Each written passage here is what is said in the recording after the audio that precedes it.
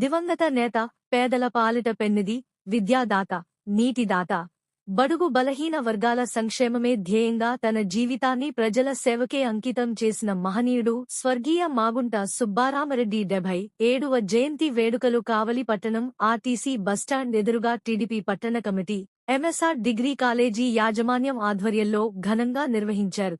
ఈ కార్యక్రమానికి ముఖ్య అతిథిగా పాల్గొన్న కావలి శాసనసభ్యులు దగుమాటి వెంకట కృష్ణారెడ్డి గారు సుబ్బరామిరెడ్డి గారి విగ్రహానికి పూలమాల వేసి ఘన నివాళులు అర్పించారు.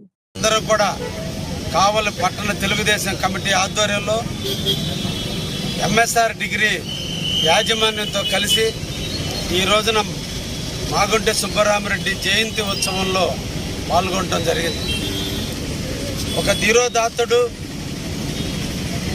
పేదల పాలిట పెన్నిధి, బడుగు బలహీన వర్గాలకి విద్యను అందించాలి, పేదవారికి గుక్కడి నీళ్లు అందించాలని ఒక దృఢ సంకల్పంతో రాజకీయాల్లోకి వచ్చి అనతి కాలంలోనే దేశ ప్రధానుల దగ్గర నుంచి, రాష్ట్ర ముఖ్యమంత్రుల దగ్గర నుంచి కీర్తిని పొందినటువంటి వ్యక్తి శ్రీ మాగుంట సుబ్బరామిరెడ్డి గారు.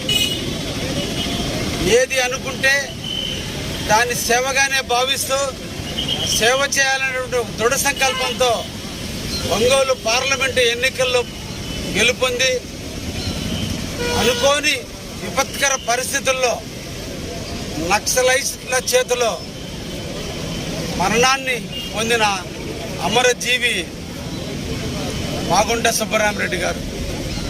ముఖ్యంగా మాగుంట సుబ్బరామిరెడ్డి గారికి నాకు వ్యక్తిగతంగా చాలా అనుబంధం ఉంది. నా జీవితం మొట్టమొదట ఉద్యోగం సంపాదించుకుంది మాగుంట సుబ్బరామిరెడ్డి జూనియర్ కాలేజీలో. ఆయన స్థాపించిన కాలేజీల్లో నేను లెక్చరర్గా పనిచేశాను.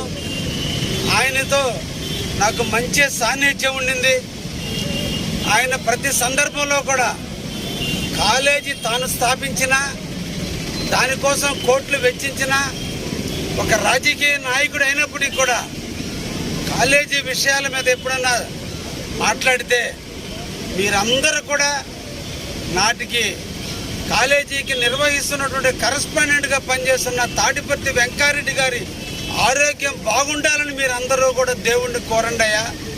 ఆయన బాగున్నంత కాలం మీ కాలేజీలు బాగుంటాయని చెప్పి తన కాలేజీలను ఇంకొక వ్యక్తి పేరు చెప్పి ఆయన బాగుండాలని కోరమన్నాడే తప్ప ఏ ఒక్కరోజు కూడా తన గురించి తెలియజేయండి అని చెప్పని మహానుభావుడు శ్రీ మాగుంట సుబ్బరామిరెడ్డి గారు. ముఖ్యంగా కావలి నియోజకవర్గానికి ఎంతో సేవ చేసి వెంగళరావు నగర్ మొదలుకొని ఎక్కడైతే పేదలు నివసిస్తున్నారో ఆ ప్రాంతాలంతటిని కూడా ట్యాంకర్లు పెట్టి ఉచిత మంచినీటి సౌకర్యానికి నాంది పలికి నిరంతరం కొద్ది రోజులు మాత్రమే రాజకీయ నాయకులు చేస్తుంటే నిరంతరం పదవులు ఉన్నా లేకపోయినా ఆ కుటుంబీకులు మొన్నటి వరకు కూడా ఈ కావలిలో ఉచిత మంచినీటి పథకాన్ని కొనసాగించిన కుటుంబం.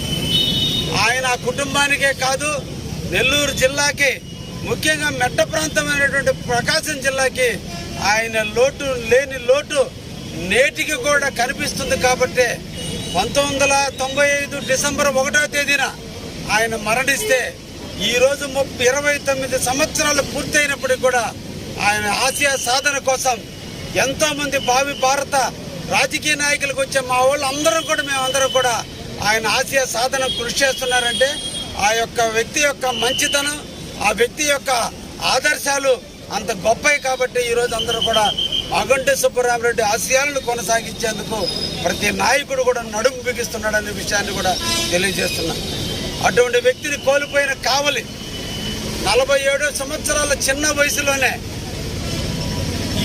ఈ నెల్లూరు జిల్లా, ప్రకాశం జిల్లా ఒక వ్యక్తిని కోల్పోయింది. దాని యొక్క పరిణామాలు ఈరోజు మన అభివృద్ధి ఫలాలను అందుకోవడంలో కొంత వెనకం చేశాం.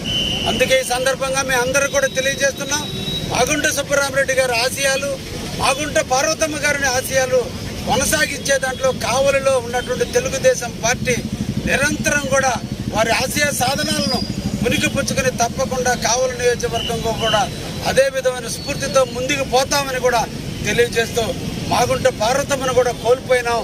ఈ సందర్భంలో ఆ కుటుంబానికి ప్రగాఢమైన సానుభూతిని తెలియజేస్తూ నిరంతరం కూడా ఆ కుటుంబీకులు కావలి నియోజకవర్గాన్ని కాపు కాసే దాంట్లో వారిని కూడా కలుపుకొని పోతామని కూడా ఈ సందర్భంగా హామీ ఇస్తూ, మంచి వ్యక్తిని కోల్పోయిన కావలి మాగుంట సుబ్బరామరెడ్డి కాంస్య విగ్రహాన్ని కావలి నడిబొడ్డున ఏర్పరచుకుని ఈరోజు వారికి నివాళులు అర్పించేటువంటి అవకాశం కల్పించిన ఆ కుటుంబ సభ్యులందరికీ కూడా పేరు పేరున ధన్యవాదాలు, అభినందనలు